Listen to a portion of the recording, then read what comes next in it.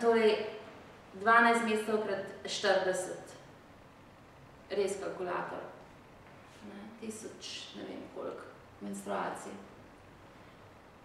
Koliko priložnosti za rast lahko zamudimo v 40 letih? 480. To je za naš racionalni del zelo pomemben podatek. Namreč, pa dajmo zaokrožiti na 500, da bo bolj zvenel. 500 krat v svojem življenju menstruiramo.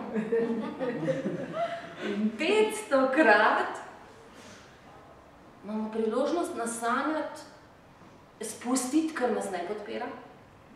In 500 krat praznovati, da se začenja spet življenje. Ker vemo, da v času pred menstruacijo nič kaj rožnato stvari ne zvedajo. Ker so takrat naše sence in naši strahovi najbolj intenzivni.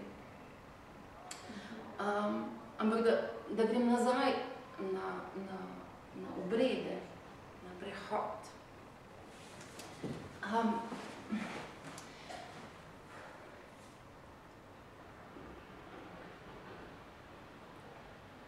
A si predstavljate, da ko ste dobili prvo menstruacijo, da bi vas mama, pa tete, tiste vaše najljubše tete, pa vaše najljubše babice, da bi vas peljali nekam, kjer bi bil prostor, kjer bi vas oblekli v rožice in bi rekli, dobrodošla. Zdaj si ženska. In vsak mesec nadaljnjih 500 krat boš imela priložnost umreti. Ker čas menstruacije je čas smrti, je čas spusta. In 500 krat boš imela priložnost slišati, kaj je res tvoje in potem to prinesti na zemljo in roditi in ustvariti. Zdaj je to projekt, je to knjiga, ali boste sanjali o otrocih, ali priložnost potegniti dol, kar je res vaše. In da bi vam rekla, ta čas, hčerka moja, ne delati. Ta čas je zate svet. Ta čas moraš svojemu možu reči, da skrbi za otroke. Ta čas je dobro hrano, tako, ko te navdihne, ko te podpre, ko je sočna. Bod pozorno, da čez mesec ne ješ preveč mastnih stvari, ker te bo bolel, ko boš menstruirana.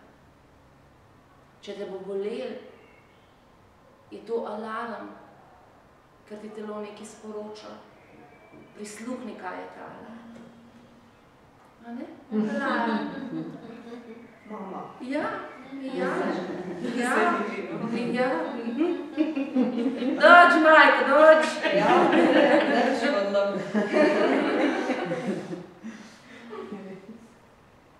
In to je recimo, če te lepo uporabim za iztočnico, da ko omenjamo, kdo stoji za nami in ko mi začnemo takole govoriti, se začne preobrazba. Ker kaj pomeni ta preobrazba? Recimo, zdaj smo izpostavili prvo menstruacijo. In verjetno ta izkušnja, ki jo imam jaz, pač ne more biti drugačna, zato ker moja mama ni imela drugačne izkušnje. In mi tudi ni znala, kaj, tle imaš te vložke, da je to skrivi pred očetom, ne razlagati nobeno. Recimo, da je to povprečni stalež, kaj dobimo za eno informacijo. In se pač obnašamo naprej. Do trenutka, ko pride Suzana, pa reče ne. In se v bistvu to spremeni tudi za mojo mamo in za moje babice. In govorim o obeh linijah, govorim o ženskah, ki stojijo za mano. In torej prva menstruacija, ta prvi obred. In potem pride izbira prvega moškega. Koga bom povabila prvič v svoj tempelj? In prav tako, kdo bo prišel v moj tempelj? Jaz sem se znala hecati, pa sem rekla, da moj tempelj ni Postojnska jama, da gre lahko vsak na obisk, ko ima 30 evrov. In to se mi naučimo ali pa ne naučimo. Naučimo se lahko skozi izkušnje, ko zberemo toliko in toliko partnerjev, ki so bili neprimerni. In treniramo, da znamo potem reči, ok, bom uporabljala ljubezen. Primeren, mož, lahko. Ali pa ni primeren.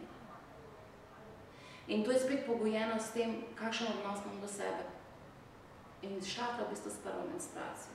In to se potem prenese na porod, na informacije, ki jih spet znotraj šotora lahko dobimo, kako vse se da roditi.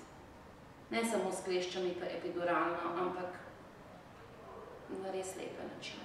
Ko se vsak mesec rodimo pravzaprav. In to je pa, ja, to je pa ta del.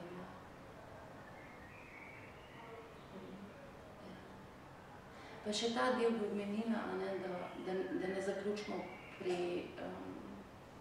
pri mamah. Prehod v menopavzo, kaj so zelo, zelo, zelo pomemben aspekt za nas. Ker če rečemo, da v bistvu v času pubertete, da smo bohteče in da smo pomlad, smo v menopavzi jesen in zima. In tudi vsak mesec izkušamo to isto zadevo. Torej, menstruiram, vstopim pomlad, sem spet najstnica, vse je mogoče. In potujem skozi mesec, bolj se bližam menstruaciji, bolj sem modra ženska. Tudi več moči imam. In jaz zelo rada v bistvu povem, da s prvo menstruacijo začnemo prakticirati svojo moč in jo prakticiramo vseh teh 500-krat, dokler ne postanem ta moč, ker sem jo 500-krat prakticirala. In kdo ima potem največ moči? Deklica, pubertetnica, 11-letna ženska, 17-letna, 23, 35, 42 ali 72? 72. Kaj vse ima. In to za nas ženske je zelo pomembno, da ne bomo častile pri sebi samo časa, ko smo lepe, mlade, sočne, ko vse stoji.